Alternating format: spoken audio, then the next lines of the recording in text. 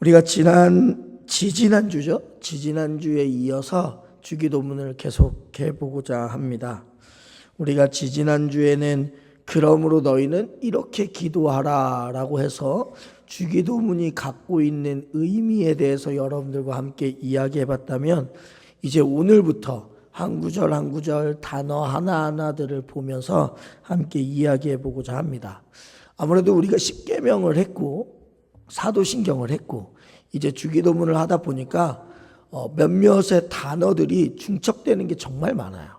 그래서 우리가 아마 십계명이나 사도신경을 통해서 들었던 단어들, 말씀들을 가지고 또 이야기를 하게 될 텐데, 그럼에도 불구하고 그만큼 중요한 거니까 여러분들이 잘 들어주셨으면 좋겠습니다.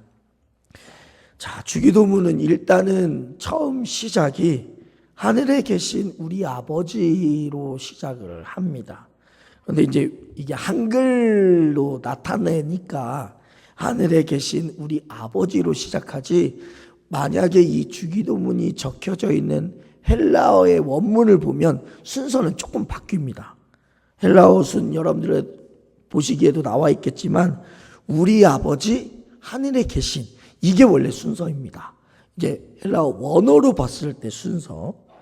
근데 누가복음에도 똑같이 주기도문이 나와 있다고 말씀을 드렸어요. 근데 누가복음에는 오늘 우리가 읽은 마태복음과는 달리 하늘에 계신이라는 표현이 없습니다. 나와 있지 않습니다. 그런데 중요한 것은 마태복음과 누가복음에서 주기도문의 시작은 모두 다 아버지로부터 시작한다는 사실을 여러분들이 기억하셔야 돼요. 아버지로부터. 바로 여기에 주기도문이 갖고 있는 놀라운 특징이 있습니다. 이건 예수님께서 하시는 기도, 그리고 우리가 드리는 기도가 그냥 아무한테나 들려지고 있는 기도가 아니라 우리가 아버지로 믿고 있는 이에게 올라가는 기도라는 사실을 여러분들은 기억하셔야 되는 거예요. 우리는 기도하면서 늘 하나님 또는 주님을 찾습니다. 그런데 예수님이 우리에게 기도를 가르쳐 주시면서 첫 마디가 아버지라는 거예요. 이게 뭘 의미하냐면, 지금 우리는 멀리 떨어져 있는 분, 하늘 높은 곳에 계신 분, 우리가 어렵게나마 닿을까 말까한 존재, 그러한 존재에게 기도하고 있다라는 게 아니라고 우리에게 이야기해 주고 있단 말이에요. 또한 마태복음에서는 아버지라는 단어 앞에 하늘에 계신이라는 문장이 붙어 있잖아요. 근데 이 하늘에 계시라면 또 우리한테 어떤 생각이 드냐면 되게 거리감이 있어요. 하늘에 있는? 우리는 지금 땅에 있는데 하나님이 정말 멀리 계신 분이구나 라고 느껴질 때가 있단 말이에요. 그런데 원래 주기도문의 의미는 하늘에 계신 했을 때 멀리 있는 분의 의미가 아니라 오히려 하늘의 능력과 권세를 땅에 베푸시는 분, 그분이 우리 아버지라는 사실을 알려주는 데 있단 말이에요. 다시 말해서 주님께서 가르쳐 주시는 기도의 첫 마디는 우리의 기도를 들으시고 그 기도에 응답하시는 분이 우리에게 있어서 아버지와 같은 존재다라는 것을 설정해 주는 게 바로 아버지라는 것의 의미입니다. 제가 설교를 하다가 계속해서 기침을 아마 하게 될 거예요. 여러분들이 그 조금만 이해해 주시고, 이상하게 저는 원래 잘 안 아프는 체질에 해당하거든요. 이렇게 아프거나 그러지는 않는데 꼭 감기에 걸리면 목소리가 가장 먼저 문제가 생깁니다. 그리고 원래 열도 잘 안 나는데 어제는 제가 제 아내한테 체온계를 재고 자랑을 했어요. 나 드디어 열 난다고. 왜냐면 제가 항상 나 아픈 것 같아 하고 체온계를 재면 지극히도 정상인 거예요. 그래서 늘 체온계는 나하고 안 맞나 봐 했는데 어제 보니까, 어제는 이제 38도 가까이 올라가서 조금은 괜찮아졌는데 아직까지 목소리가 좀 문제라 여러분들이 그걸 잘 양해해 주시고 들어주셨으면 좋겠습니다. 네. 자, 많은 유대인들이 기도를 했지만 그 유대인들이 기도할 때 하나님의 이름을 부르는 것은 되게 조심스러워 했습니다. 그래서 우리가 알다시피 성경을 필사했던 사본학자들은 여호와 또는 하나님이라는 단어가 등장하면 어떻게 한다고요? 목욕제기하고 나서 그 단어 하나를 쓴다니까요. 계속해서 하나님이라는 단어, 여호와라는 단어가 나오면 목욕제기하고 나서 한 단어 쓰고 또다시 목욕제기하고 나서 한 단어 쓰고 이랬단 말이죠. 그런데 예수님께서는 지금 우리에게 뭘 이야기하시냐? 그렇게 높고 거룩하신 하나님이 예수님과 그분을 따르는 제자들에게 아버지가 되신다라는 사실을 이야기하고 있다는 거예요. 이건 솔직히 말하면 되게 파격적인 거예요. 구약 성경에서는요, 하나님을 바라보면 죽는다라고 말할 정도로 하나님과의 관계에 있어서 너무 멀었단 말이에요. 근데 그걸 예수님께서 우리에게 기도문을 가르쳐 주십시오 해서 가르쳐 주신 첫 마디가 바로 우리가 믿고 있는 하나님은 멀리 계신 분이 아니라 우리와 늘 함께 하시는 아버지와 같은 존재라는 것을 이야기해 주시는 거죠. 물론 아버지라는 존재도 어려운 분인 건 사실입니다. 특별히 고대 유대 사회에서는 이때 당시에는 이제 가부장적 사회 아니었습니까?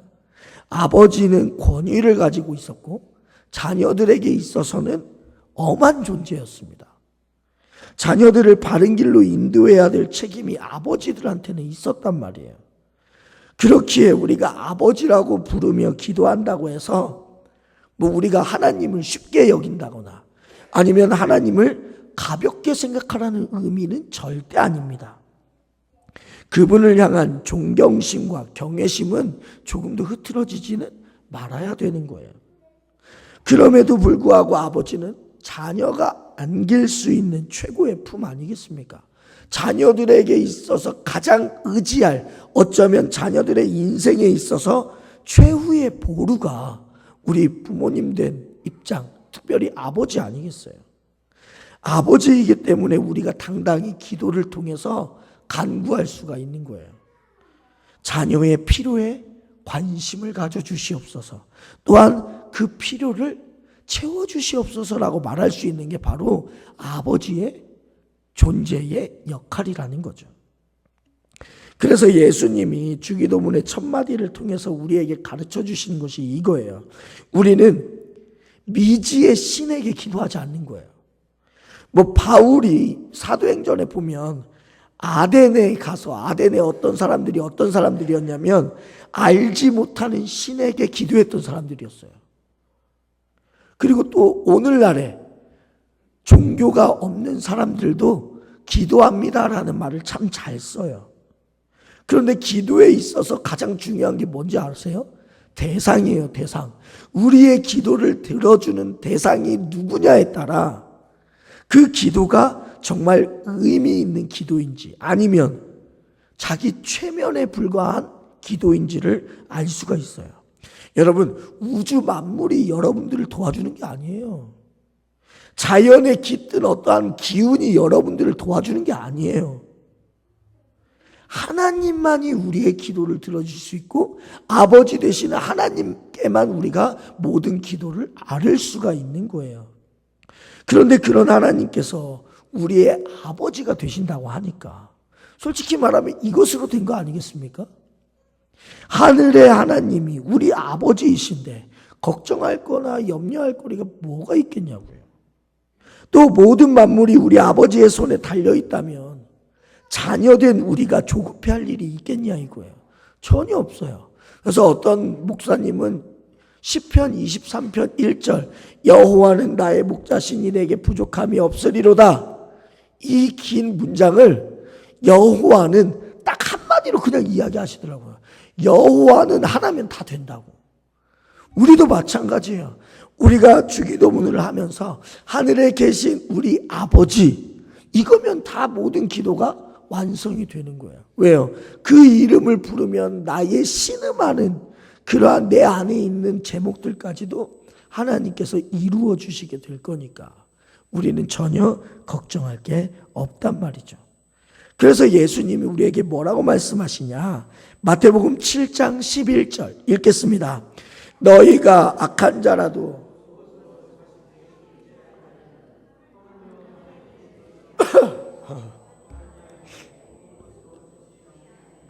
아멘. 자, 짐승도 자기의 새끼들을 챙기고 악한 살인자라 할지라도 자기 자녀에 대해서만큼은 끔찍이 생각하는 게 아버지 된 입장 아니겠습니까? 하물며 우리의 아버지 되시는 하나님께서 우리 자녀들이 기도하는 간구들을 그냥 물으시겠냐고요. 절대 그러지 않다 이거예요. 자녀의 앞길을 가장 선한 곳으로 인도하시는 분이 우리 아버지이신 하나님이시고, 그러한 하나님이 멀리 계신 분이 아니라 우리 가까이에서 우리의 기도를 듣고 계시는 우리의 아버지라는 사실을 여러분들은 반드시 기억하셨으면 좋겠습니다. 그렇기에 주님은 그 아버지를 부르며 아버지가 계신 기도의 자리로 주기도문을 통해서 우리는 나아가야 된다라고 말씀하시는 거예요. 그러면서 또 함께 봐야 될 단어가 뭐냐? 아버지라는 단어 앞에 붙은 수식어예요. 바로 우리라는 거예요. 우리. 이 단어는요, 아버지라는 단어만큼이나 중요합니다. 왜 중요하냐면 너가 지금 기도하고 있는 너의 아버지가 나의 아버지가 되고, 내가 기도하고 있는 나의 아버지가 너의 아버지도 된다라는 걸 이야기하고 있거든요. 이 말을 풀어서 말하면 무슨 말이냐? 우리 모두는요, 필연적으로 형제요, 자매인 한 가족이라는 것을 의미하고 있는 거예요. 우리는 그냥 옆집에 사는 이웃, 이러한 개념을 넘어선 사람들이에요. 한 가족이라고요. 요한복음 19장에서요, 예수님은 십자가에 달린 그 순간에 우리에게 새로운 가족 공동체를 말씀해 주셨어요. 19장 26절 27절 함께 읽겠습니다. 예수께서 자기의 어머니와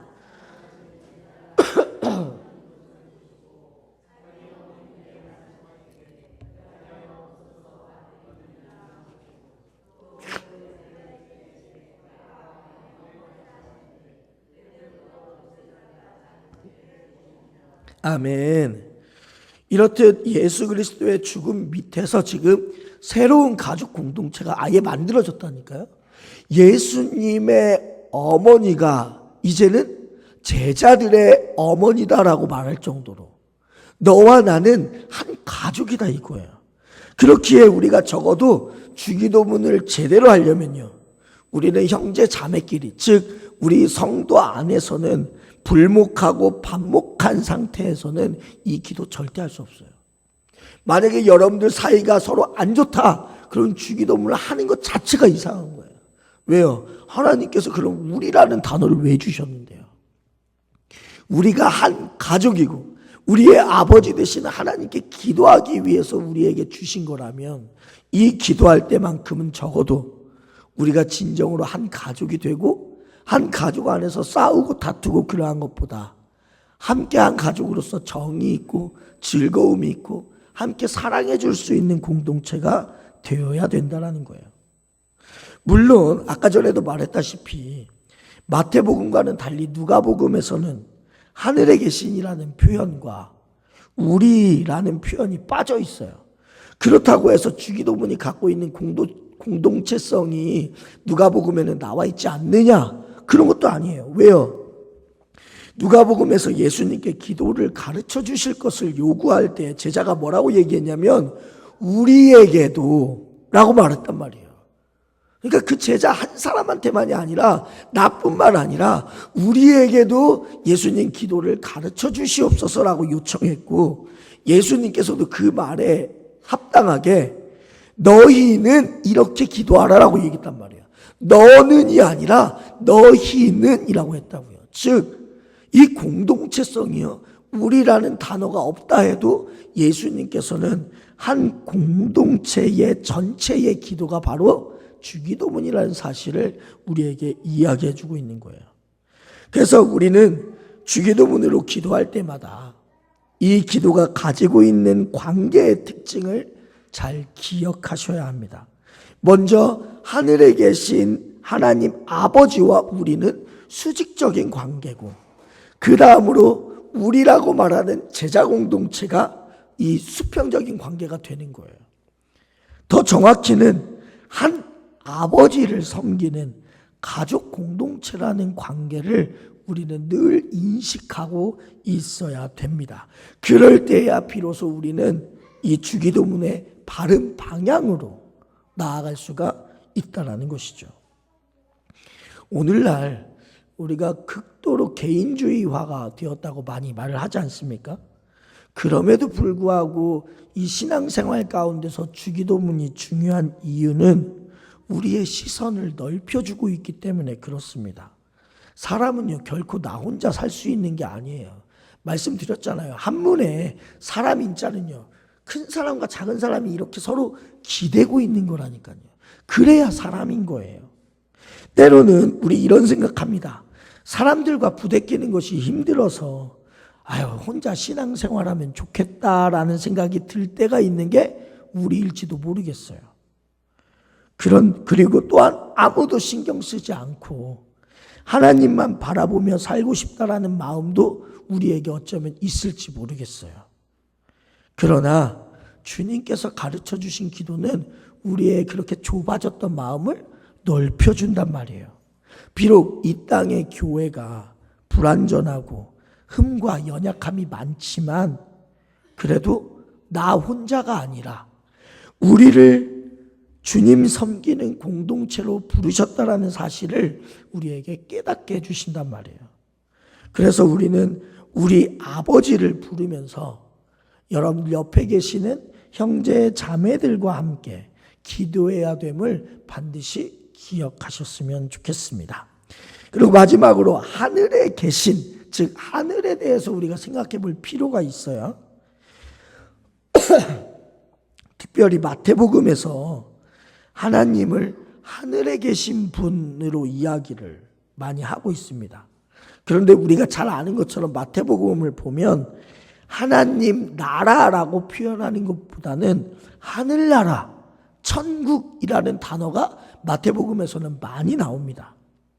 예전에는 많은 성경학자들이 뭐라고 이걸 설명을 했냐면 마태복음의 독자들이 아무래도 유대인이었기 때문에 하나님을 직접 거론하는 것이 조금 껄끄러워서 하늘이라는 표현으로 대체했을 것이다 라고 얘기하는 게 예전 성서학자들의 해석이었어요. 그런데 요즘은요, 그렇게 해석 안 해요. 요즘에는 다른 방식으로 해석하는데 하늘이라는 것은 땅과 대비되는 이 단어입니다. 그래서 주기도문에서도 우리가 나중에 보겠지만 뜻이 하늘에서 이루어진 것 같이 땅에서도 이루어지게 하소서라고 이야기를 하잖아요. 다시 말해서 하늘의 뜻과 하늘의 원리가 땅에서도 임하길 기도하라는 게 바로 이 하늘에 대한 의미란 말이에요. 이것은 다름 아니라 하나님 나라, 하나님의 통치를 구하는 기도라는 거예요. 즉 우리가 하늘에 계신 우리 아버지라고 말을 하면 하늘에 계신 아버지는 반드시 이 땅 가운데 임하셔서 하늘에서 행했던 모든 것들을 이 땅에서도 임하게 될 거니까 그걸 먼저 전제로 믿음을 가지고 그러한 아버지께 기도하라라는 의미가 바로 하늘에 계신이라는 의미라는 거예요. 그래서 우리가 잘 아는 마태복음 28장의 지상 대명령에서 예수님이 이렇게 말씀하시죠. 마태복음 28장 18절 읽겠습니다. 예수께서 나와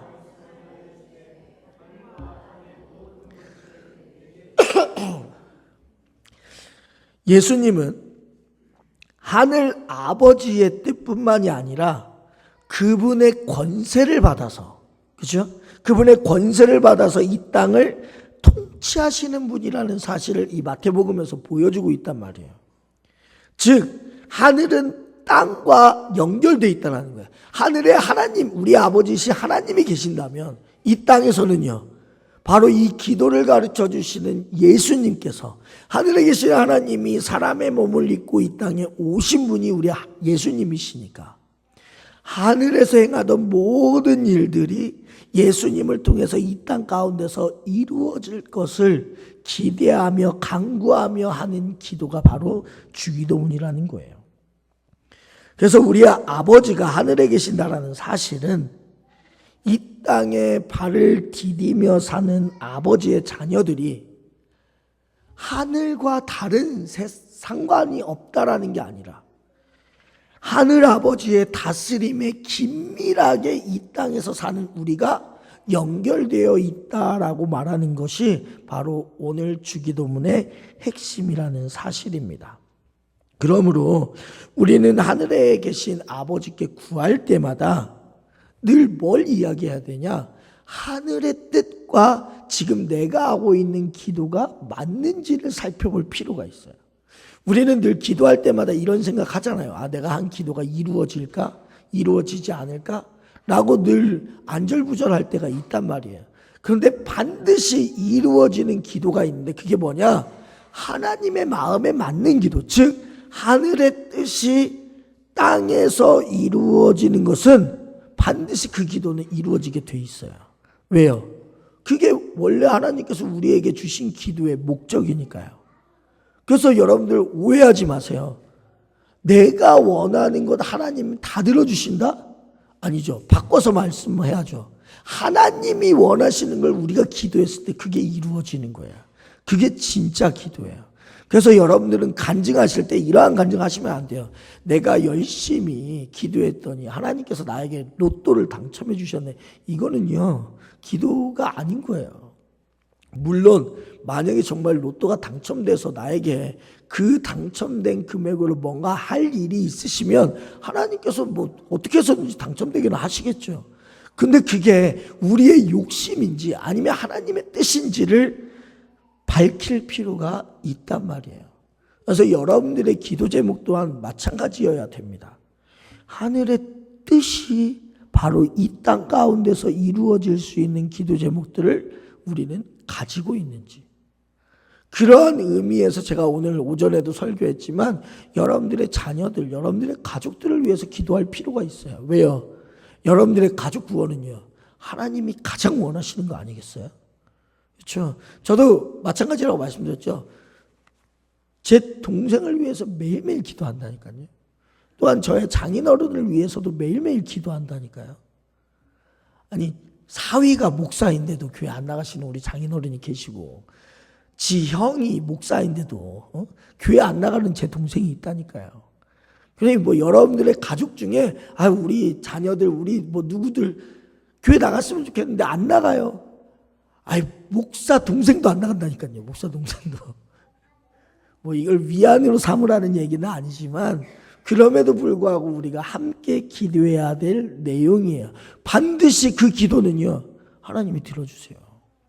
왜요? 하나님이 가장 좋아하시는 게 생명 살림의 역사 아니겠습니까?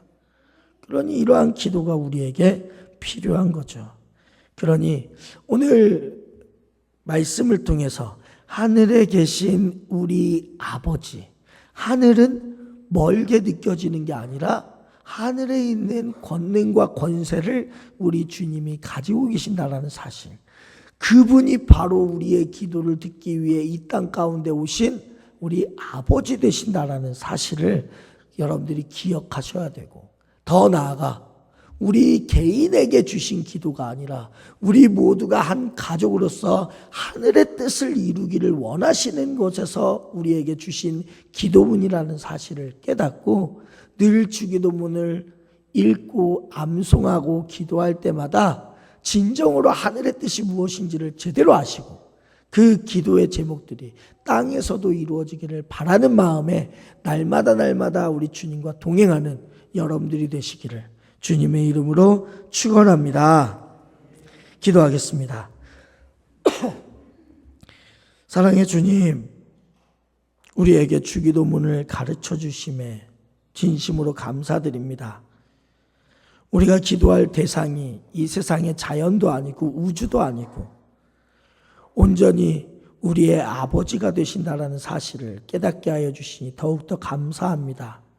그 아버지께서는 우리와 멀리 떨어져 있는 분, 볼래야 볼 수 없는 분이 아니라 진정으로 하늘의 권세와 능력을 가지시고 우리와 늘 함께 하시는 아버지와 같은 분이심을 깨닫고 나아가며 기도할 수 있도록 인도해 주시옵소서.